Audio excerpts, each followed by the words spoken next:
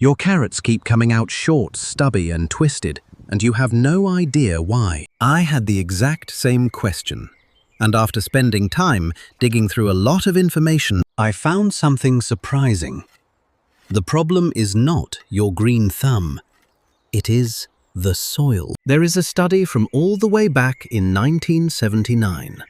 Researchers measured exactly what happens when soil gets compacted. The result? 83% of the carrots had to be thrown out.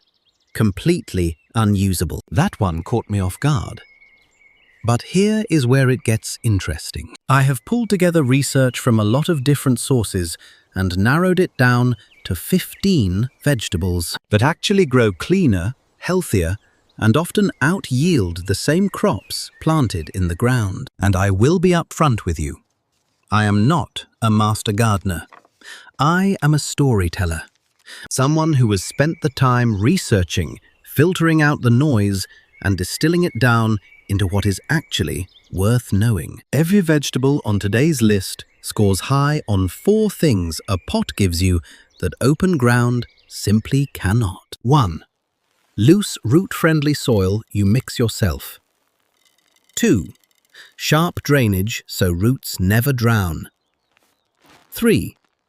A clean barrier against soil-borne pests and weeds.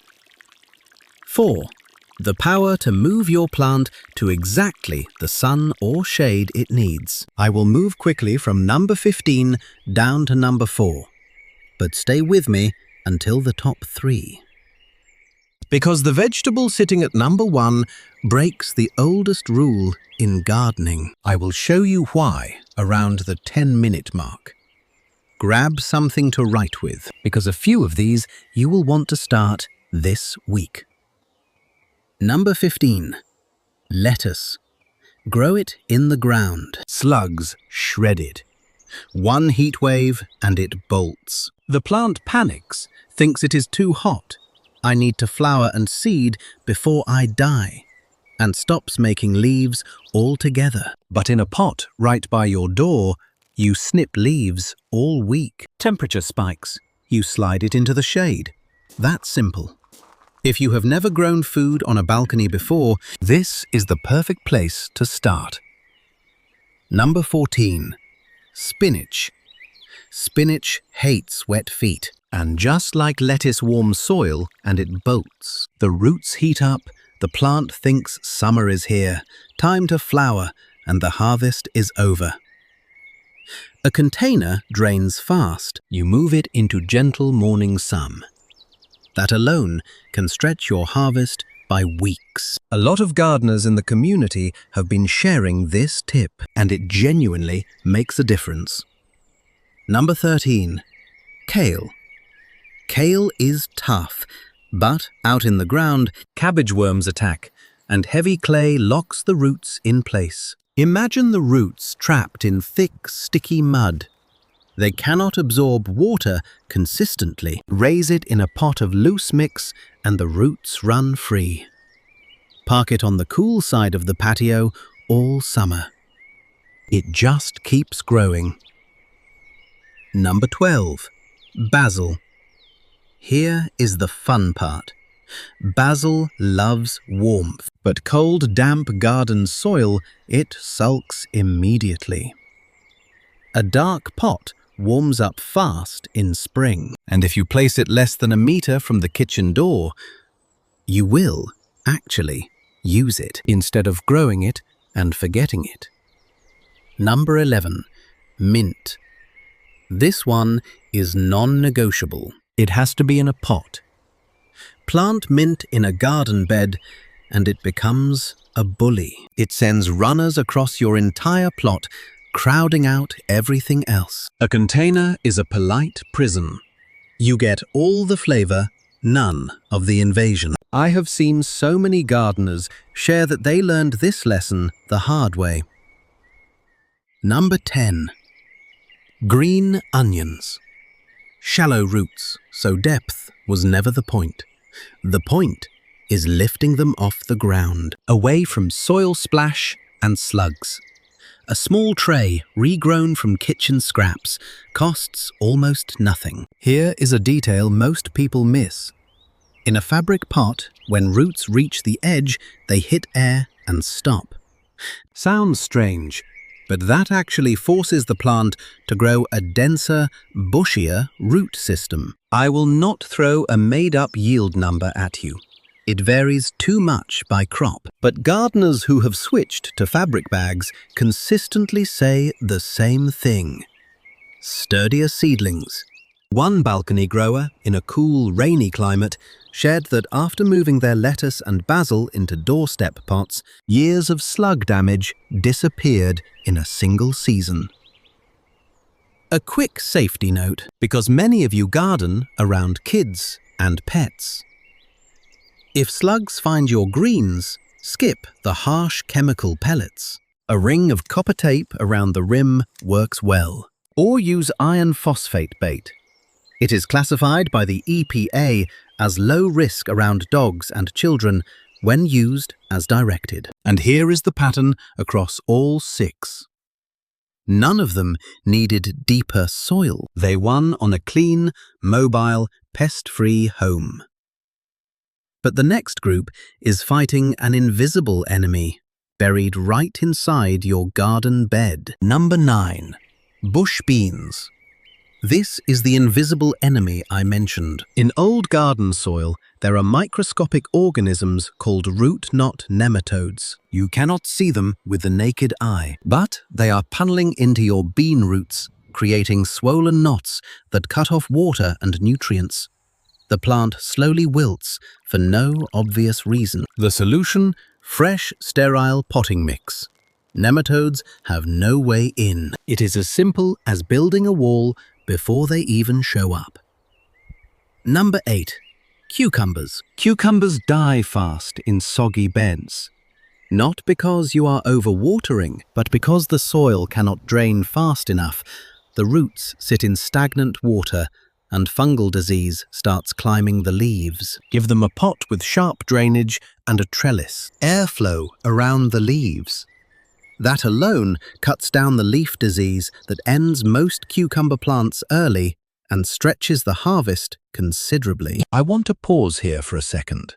If you are still thinking that the crops needing the deepest soil probably cannot work in a pot, the top 3 are about to completely flip that idea. Stay with me, because this is exactly where most gardeners have it backward. Number 7. Eggplant. And this is the one that surprises people the most. Eggplant is one of the most nematode-susceptible crops you can grow. The University of Florida's Extension Service has documentation recommending sterile container media specifically to isolate root knot nematodes from the root zone. Essentially, a quarantine wall. If your eggplants have ever wilted midsummer for no clear reason, this is very likely why. Number 6.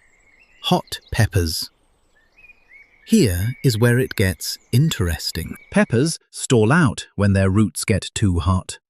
Not heat on the leaves, temperature in the soil. Research published in HortScience found the root zone sweet spot for peppers sits around 26 to 29 degrees Celsius. A pot lets you slide them out of brutal afternoon sun at exactly the right moment, in exactly the right spot. You cannot do that with a garden bed.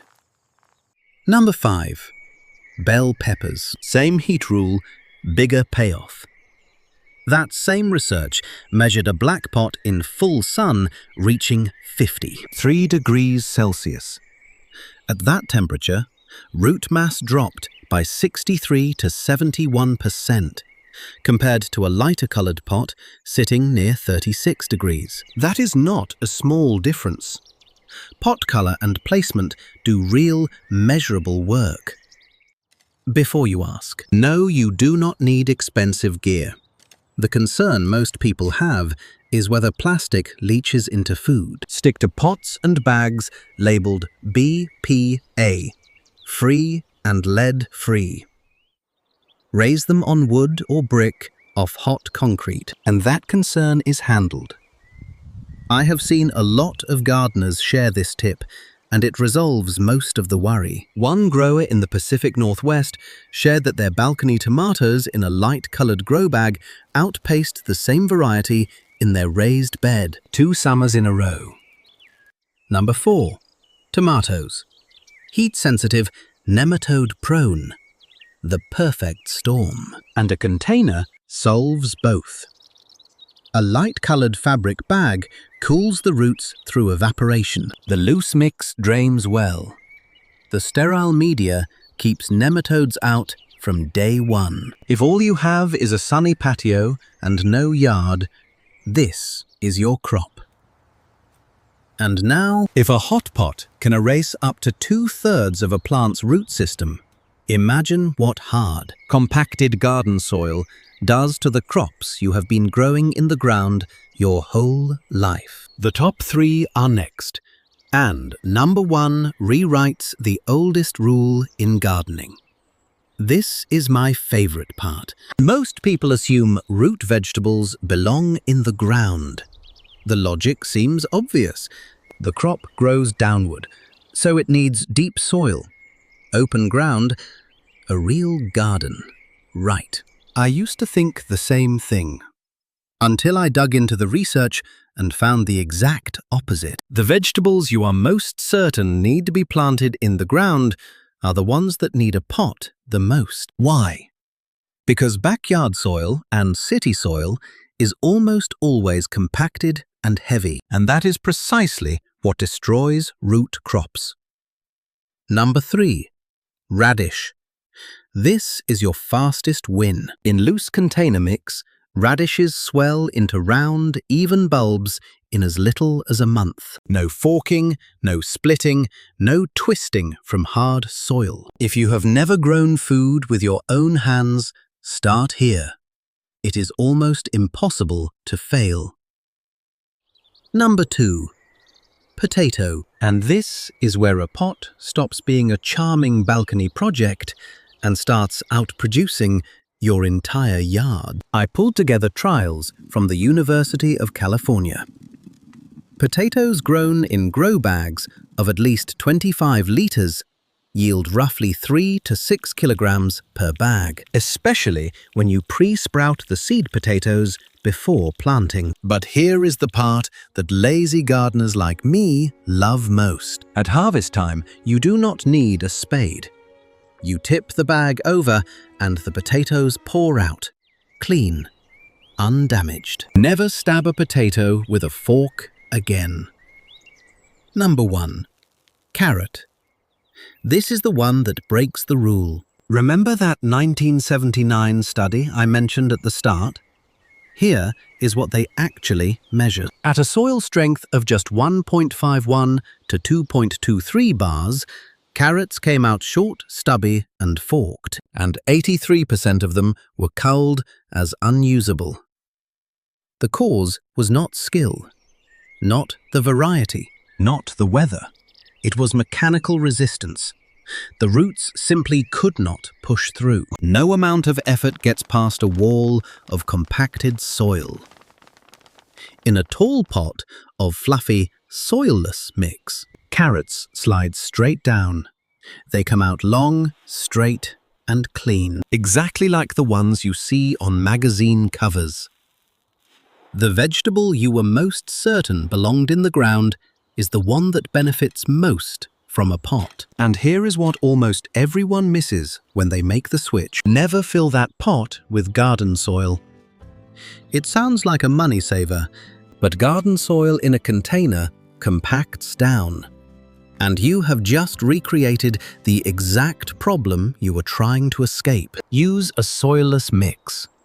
Peat or coconut coir blended with perlite and compost. Light Aryan carrots can push down as far as they need to.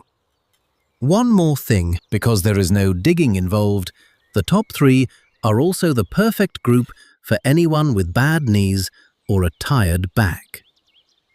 A viewer shared that their very first season switching to a tall pot of soilless mix Their carrots came out long and straight, after years of pulling forked, stunted roots from clay soil in the ground. And I know what you are thinking. A tall pot soilless mix. That sounds expensive. It is. Once. That soilless mix lasts for years. Each season, you just top it up with a little compost to refresh it. The cost per harvest drops fast, and a single bag of carrots or potatoes can pay for the pot in the very first season. Before the recap, I want to give a quick mention to two more vegetables that deserve recognition: beets and turnips. They follow the exact same logic as the top three. Loose, mix clean bulbs, no forking. If you love root crops, a pot will almost never let you down. So, if your carrots have always come out twisted, that was never your fault. It was the soil. Let me pull everything together in one breath. A pot wins on 4 core things: loose soil you mix yourself, sharp drainage, a clean barrier against pests, and the freedom to chase sun or shade whenever your plant needs it. Leafy greens and herbs win on a clean, mobile, pest-free home. Eggplant, peppers, and tomatoes win on cooler roots and nematode-free soil. And radish, potato, and carrot win the biggest, because loose mix gives them what hard ground never could. That is also the answer to the question I opened with. Number 1 is the carrot, the crop you were most certain belonged in the dirt. 3 small things you can do today. 1. Choose a bag or pot labeled BPA, free and lead-free, and set it on a wood board or brick off hot concrete. 2. Fill it with soilless mix, not garden soil.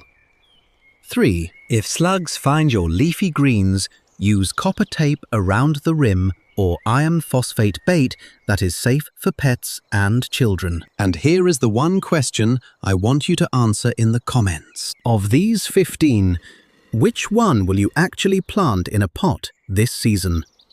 Drop your number below. I read every single one. If today's story was useful, share it with a friend who has been struggling with their garden, and hit subscribe to keep exploring the most interesting things happening in the gardening world together.